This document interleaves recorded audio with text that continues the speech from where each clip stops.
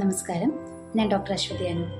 AMAI Vadakkanchery area നടത്തുന്ന രുചിയും ആരോഗ്യവും എന്ന വീഡിയോ സീരീസിലൂടെ ഇന്ന് നമ്മൾ പരിചയപ്പെടാൻ പോകുന്നത് കറിവേപ്പിലയെക്കുറിച്ചാണ്. നമ്മുടെ അടുക്കളയിലെ ഇത്തിരി കുഞ്ഞിനിലയായ കറിവേപ്പിലയുടെ ഗുണവിശേഷങ്ങളെക്കുറിച്ച് നമുക്ക് മനസ്സിലാക്കാം. നമ്മൾ മലയാളികളുടെ അടുക്കളയിലെ നിറസാന്നിധ്യമാണ് കറിവേപ്പില. ഏതൊരു വിഭവത്തിൻ്റെയും രുചിയും മണവും വർദ്ധിപ്പിക്കുവാൻ കറിവേപ്പിലയ്ക്ക് സാധിക്കും.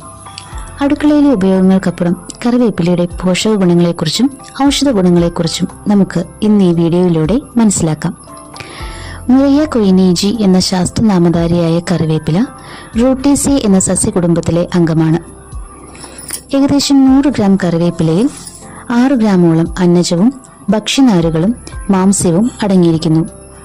Vitamin A, vitamin B2, vitamin B3, vitamin C, calcium, iron, phosphorus, വിവിധ ഫ്ലേവനോയിഡ്സ് എന്നിവയുടെ കലവറ കൂടിയാണ് കറിവേപ്പില. ഭക്ഷ്യനാരുകൾ ധാരാളമായുള്ള കറിവേപ്പിലയുണ്ട് ദഹനം എളുപ്പമാക്കുവാനും ശരീരഭാരം കുറയ്ക്കുവാനും രക്തത്തിലെ പഞ്ചസാരയുടെ അളവ് നിയന്ത്രിക്കുവാനും സാധിക്കും.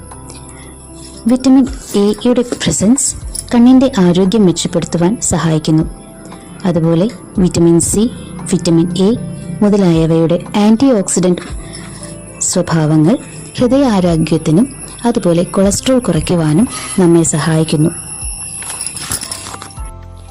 കറിവേപ്പിലയിൽ അടങ്ങിയിട്ടുള്ള കാർബസോൾ ആൽക്കലോയിഡ്സ്, ലിനോലോൾ മുതലായ എസൻഷ്യൽ ഓയിലുകൾ തലച്ചോറിൻ്റെയും കരളിൻ്റെയും പ്രവർത്തനത്തെ മെച്ചപ്പെടുത്തുവാൻ സഹായിക്കുന്നു. ഇതിലടങ്ങിയിട്ടുള്ള കൊളാജൻ ഫൈബേഴ്സ്, നിക്കോട്ടിനമൈഡ് എന്നിവ മുടിയുടെയും ചർമ്മത്തിൻ്റെയും ആരോഗ്യം മെച്ചപ്പെടുത്തുവാനും അവ നിലനിർത്തുവാനും സഹായിക്കുന്നു. ആയുർവേദ ഗ്രന്ഥങ്ങളിൽ കറിവേപ്പില കൈഡര്യം, കാളശാകം, കൃഷ്ണനിമ്പ, ശ്രീപർണിക എന്നീ പേരുകളിലാണ് അറിയപ്പെടുന്നത്.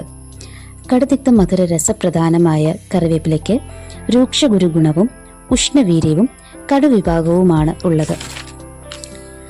വിഷഹരവും ഗ്രാഹ്യവുമായ ഈ ചെടി അഗ്നിദീപ്തി ഉണ്ടാക്കുകയും അതിസാരം, വാതദോഷം എന്നിവയെ ശമിപ്പിക്കുകയും ചെയ്യുന്നു.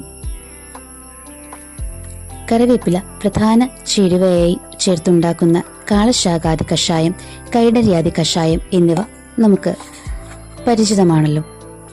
ഇതുപോലെ തന്നെ കറിവേപ്പില പാലിലിട്ട് വേവിച്ച് അരച്ച് വിഷജന്തുക്കൾ കടിച്ചെടുത്ത് അരച്ചു പുരട്ടിയാൽ വിഷം കൊണ്ടുണ്ടാകുന്ന നീരും വേദനയും ശമിക്കുന്നതാണ്.